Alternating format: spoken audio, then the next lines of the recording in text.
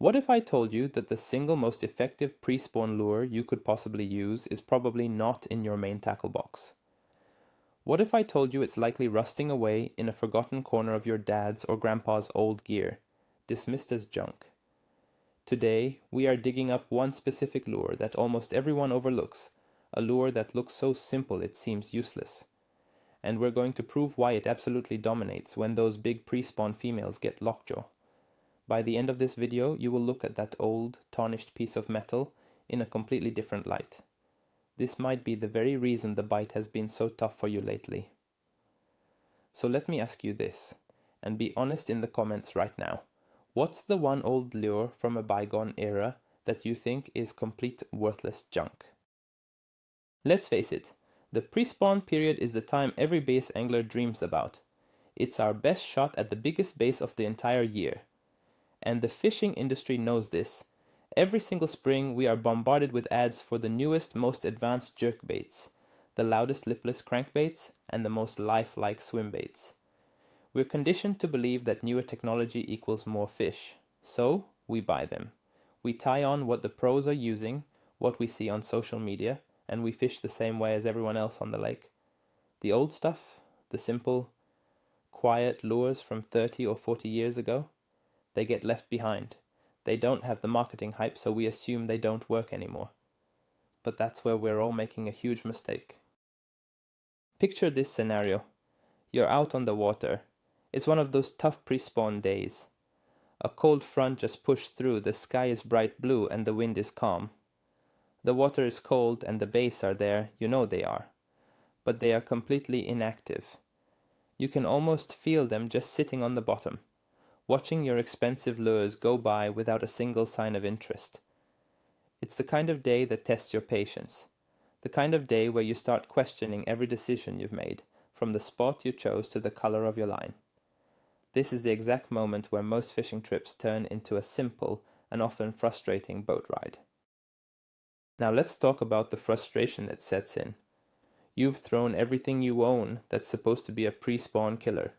You started with a red lipless crankbait, burning it over the emerging grass beds. Nothing. Then you switched to a suspending jerkbait, patiently working it with long pauses. Not even a follow. You picked up a jig and slowly dragged it through a promising piece of cover, hoping for that subtle tick on the line. Dead silence.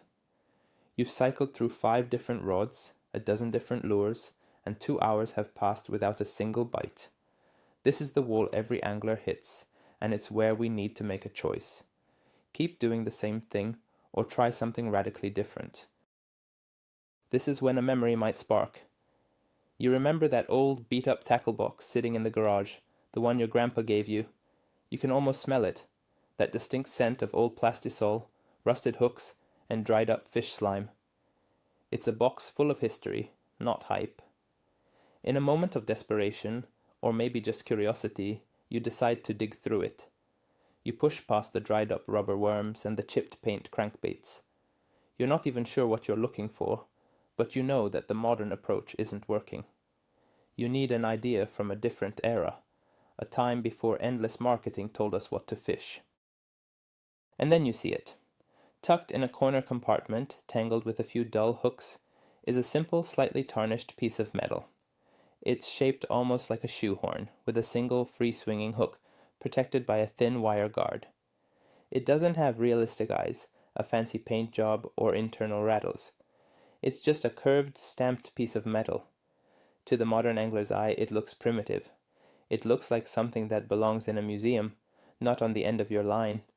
This is the moment of discovery where you hold a piece of history and wonder if it could possibly still have a place in the present. Your first thought is probably pure doubt.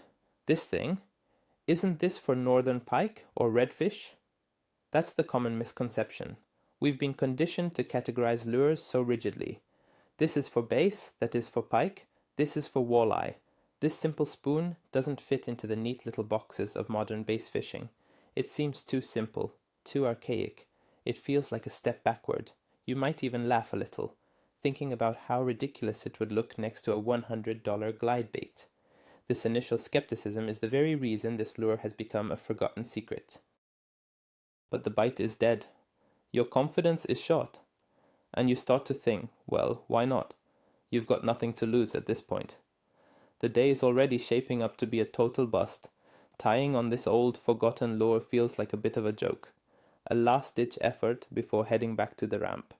So you snip off your expensive jerk bait, grab the old metal spoon, and tie it on with a knot you haven't used in years.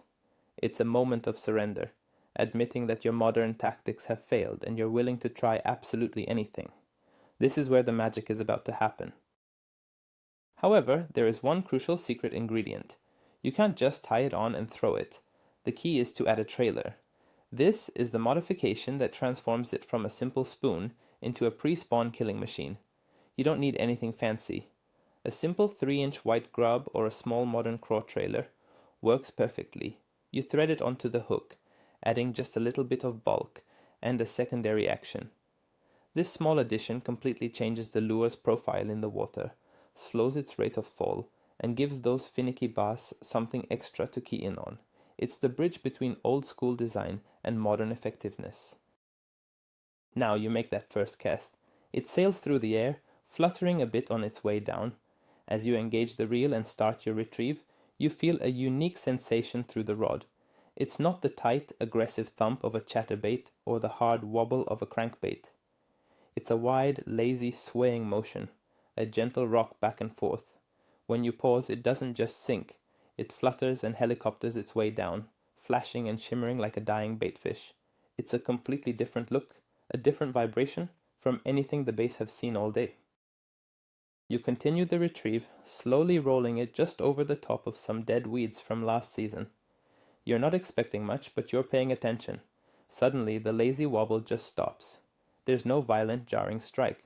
The line just feels heavy, like you've snagged a wet log. You reel down, feel the weight, and swing the rod. It's not a snag.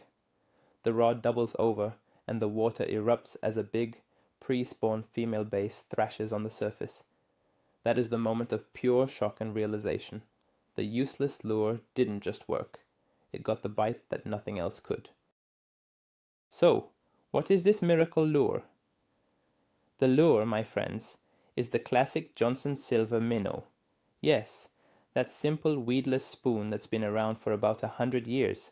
It was designed to be fished in the thickest weeds, a task it still excels at. But its true, overlooked genius lies in its application for tough, cold water, pre-spawn bass. It's a lure that has been in almost every old tackle box since the beginning of sport fishing, and its simplicity is precisely what makes it so deadly in a world of overly complex, aggressive baits. Now, let's break down exactly why it works, starting with its most obvious feature, the weedless design. The pre-spawn period is all about cover. Bass are moving up into shallow bays and coves, relating to the very first signs of emerging vegetation, lay down logs, and dock pilings. Most lures with treble hooks will constantly get snagged here. The Johnson Silver minnow, with its single hook and wire guard, slides through this cover effortlessly. It allows you to present a bait in the exact places where those big, lazy females are sitting, places that other anglers can't reach effectively. The second reason it's so effective is its subtle flash. Think about the other pre-spawn staples. A lipless crankbait is loud and vibrates aggressively. A jerkbait has a sharp, erratic action. On a tough day, especially after a cold front, this can be too much for lethargic bass. It's like shouting at someone who wants peace and quiet. The silver minnow offers the complete opposite. It provides a soft, rhythmic flash and a gentle wobble. It looks like an easy wounded meal, not a frantic fleeing one. This subtlety is often the trigger that coaxes a neutral bass into biting. And let's talk about its unpredictable wobble. Modern lures are often engineered for a perfect, consistent action. They swim the same way on every single cast. The Johnson Silver minnow is different. Because of its simple stamped design, its wobble is inherently a little bit imperfect and unpredictable. It might occasionally dart to one side or change its rhythm slightly.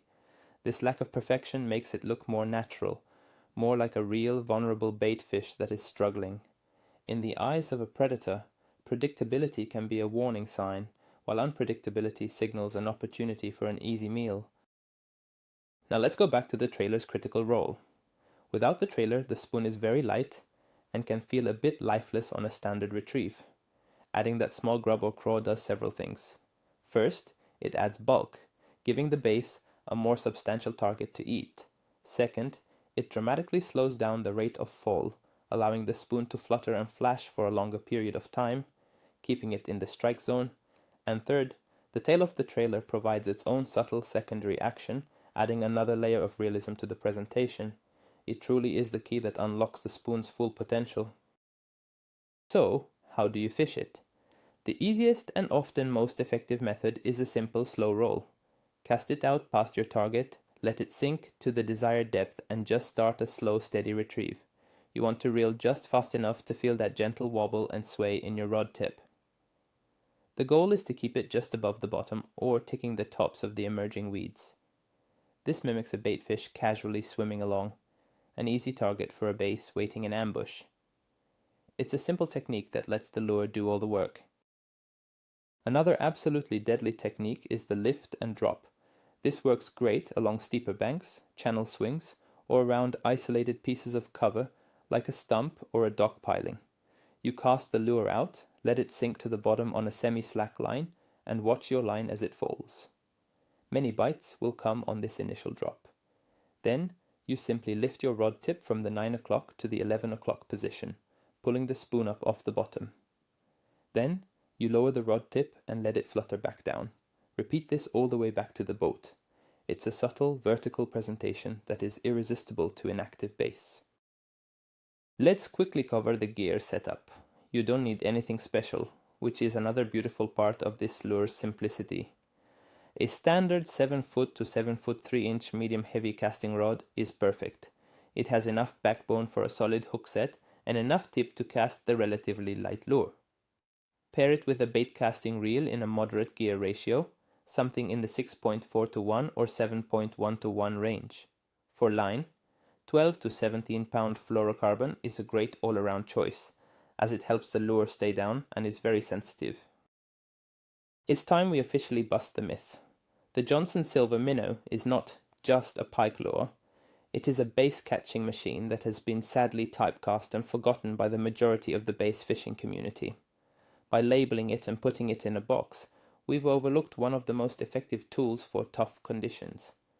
It's a perfect example of how narrow-minded thinking can limit our success on the water. The fish don't read the packaging. They just react to what looks like an easy meal.